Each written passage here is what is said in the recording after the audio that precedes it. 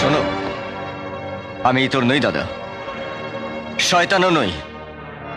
এসব মিথ্যে কথা। বরং শয়তান হচ্ছে তোমার ওই বড় লোক মুনিব।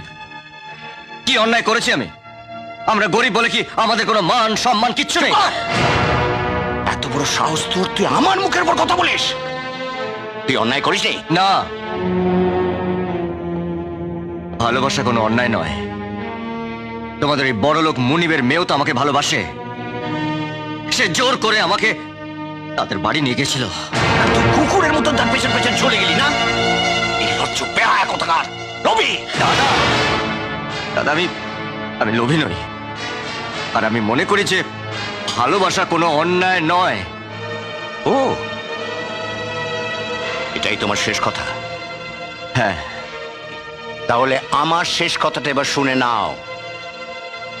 এক্ষুনি